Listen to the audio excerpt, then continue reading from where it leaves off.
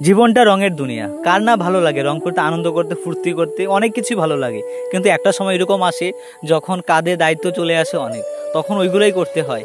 কারণটা হচ্ছে বাস্তবতা খুব কঠিন, আর যেটা এখন আমিও করছি, তোমাদেরকে যেটা দেখাচ্ছি আর কি। যখন বয়সটা কম ছিল তখন আনন্দ ফুর্তিগুলো অনেক ছিল, জীবনে অনেক স্বপ্ন ছিল।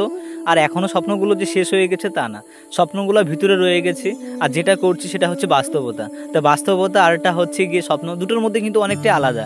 কিন্তু এখন যে স্বপ্নগুলো আগে দেখেছিলাম, এখনও সেই স্বপ্নগুলো যখন মনের ভিতরে যখন চলে, তখন আর ঘুমোতে পাই না। টেনশন, চিন্তা ধারা, কত কিছু, যে কখন কি করব, কখন কি জীবনের সেই স্বপ্নগুলো দেখেছি সেই জিনিসগুলোকে আদৌ করতে পারবো।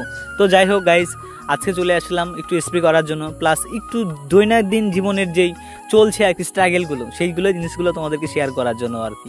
এই পর্যন্ত যে কাজগুলো তোমাদেরকে করি আর কি দেখাই, তাই তোমাদেরকে বারবার নিয়ে আসি।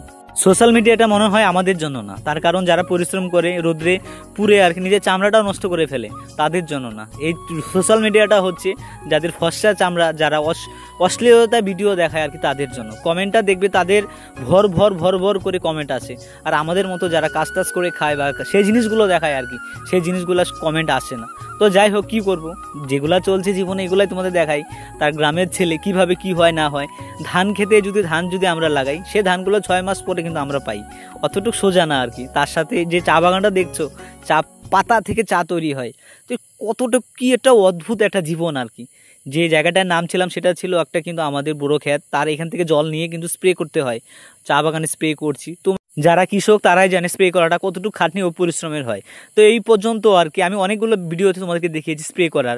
তো কে কে স্প্রে করতে পারো ওই জিনিসটা একটু কমেন্ট করে বলবে যে হ্যাঁ আমিও গ্রামের ছেলে, নির্ভয়ে আর কি, নির্দ্বিধায় যদি বলতে পারো যে হ্যাঁ আমিও গ্রামের ছেলে, কৃষকের ছেলে একজন আর কি। আমি গর্বিত, আমি বাঙালি, আমি গর্বিত যে আমি কৃষক।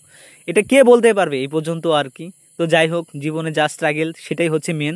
আর এরপরে যে স্বপ্নগুলো রয়েছে তোমাদেরকে এক এক করে প্রত্যেকটা জিনিসই বলছি আর কি।